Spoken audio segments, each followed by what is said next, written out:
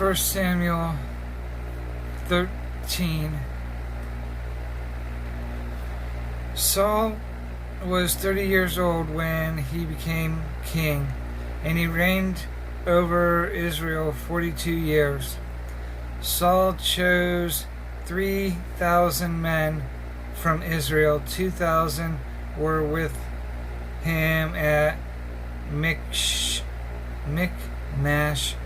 and in the hill country of Bethel, and 1,000 were with Jonathan at Gibeah in Benjamin.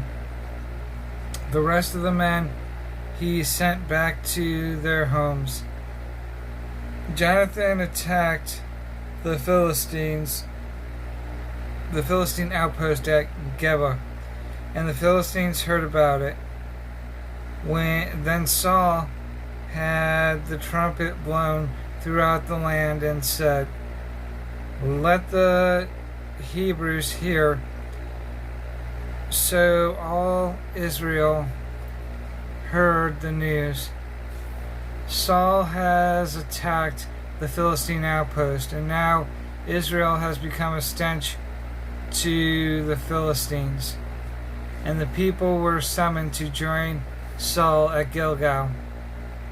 The Philistines assembled to fight Israel, and 3,000 chariots, 6,000 charioteers, and soldiers as numerous as the sand on the seashore.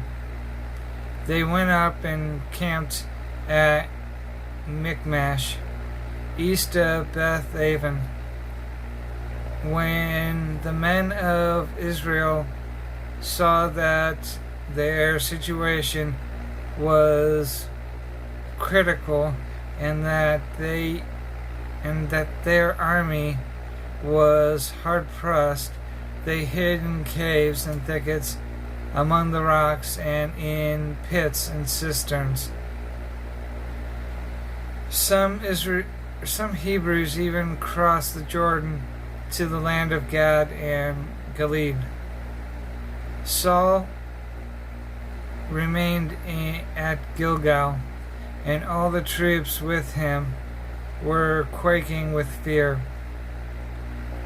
He waited 7 days, the time set by Samuel. But Samuel did not come to Gilgal, and Saul's men began to scatter. So he said, "Bring me the burnt offering and the fellowship offering." And Saul offered both the burnt offering, and Saul offered up the burnt offering. Just as he finished making the offering, Samuel arrived, and Saul went out to greet him. "What have you done?" asked Samuel.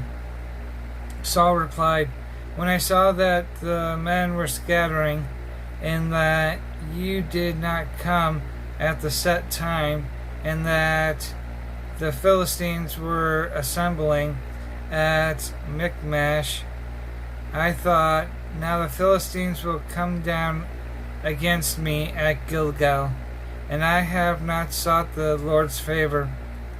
So I felt compelled to offer the burnt offering.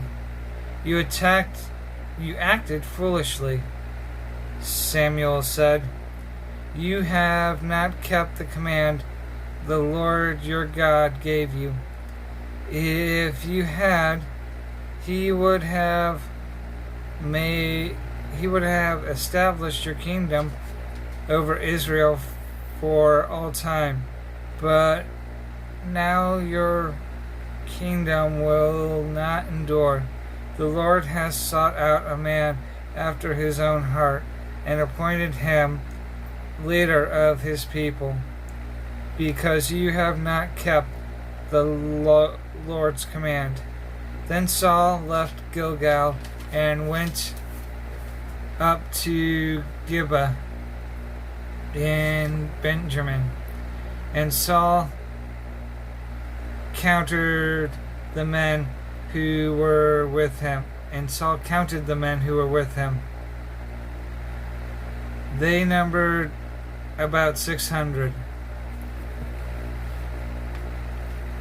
Saul and his son Jonathan and the men with them were staying in Gibeah in Benjamin,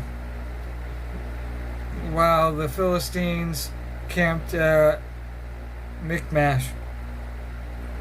Raiding parties went out from the Philistine camp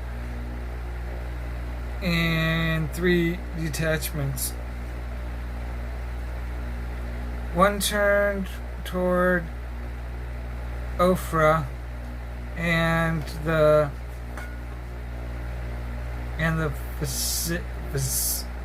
vicinity of Shaul, another towards Beth Horon, and the third towards the borderland overlooking the valley of Zebulun, facing the desert.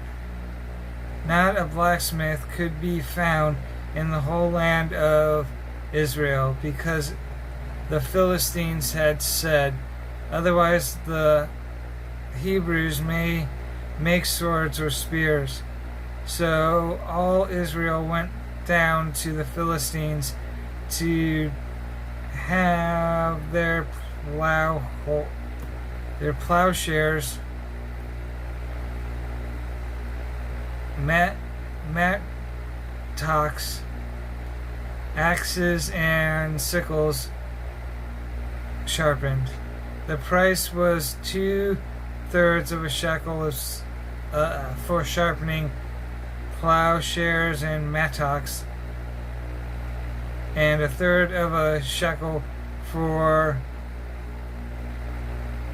sharpening forks and axes, and for repointing goads.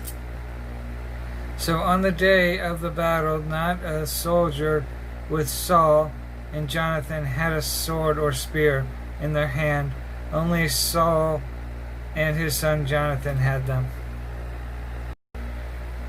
Now a detachment of Philistines had gone out to the pass at Michmash,